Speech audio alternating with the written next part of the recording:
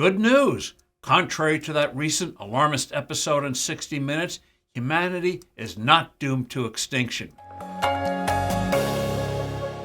Hello, I'm Steve Forbes, and this is What's Ahead, where you get the insights you need to better navigate these turbulent times. CBS 60 Minutes rang in the new year with a segment featuring a Stanford University biologist, Paul Ehrlich, who declared that humanity is doomed and will go the way of the dinosaurs, that the Earth is undergoing its sixth great extinction, whereby almost all life on the planet will perish. The villain this time of a big wipeout won't be a meteor or a supervolcano, but rather we the people becoming too numerous and consuming too much. Ehrlich achieved worldwide notoriety back in 1968 when he penned a best-selling book called The Population Bomb.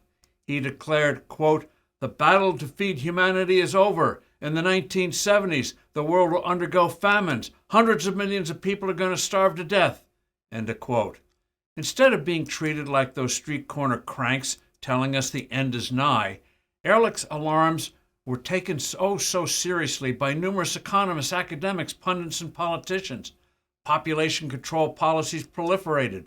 Worried couples decided to cut back on the number of children they planned to have or to forego them altogether. One noted economist, however, Julian Simon, challenged Ehrlich to a wager that, contrary to what Ehrlich predicted, 5 natural resources like copper would not experience shortages within a defined period of time due to human consumption. Ehrlich took the bet. He lost, Simon won.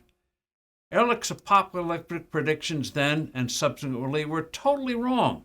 By just about every measure, people are healthier and better fed today than they were 55 years ago. The death rate per thousand is down almost 40%, even though the population has increased from 3.5 billion people to 8 billion. Billions have emerged from dire poverty.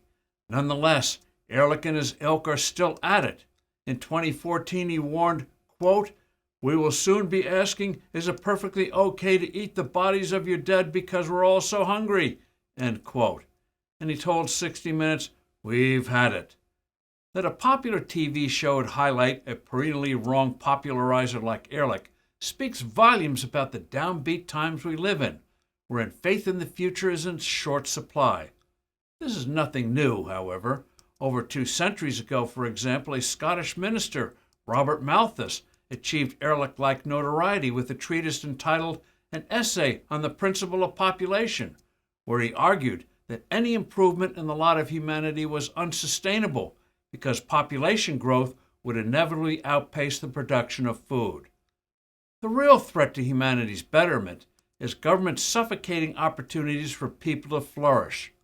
The creativity that springs from human ingenuity is limitless in an environment of liberty. Agricultural advances, for example, are enabling vast increases in output while utilizing less land. If anything, worrywarts should focus on the prospect that within a few decades, the number of people populating the earth will be declining.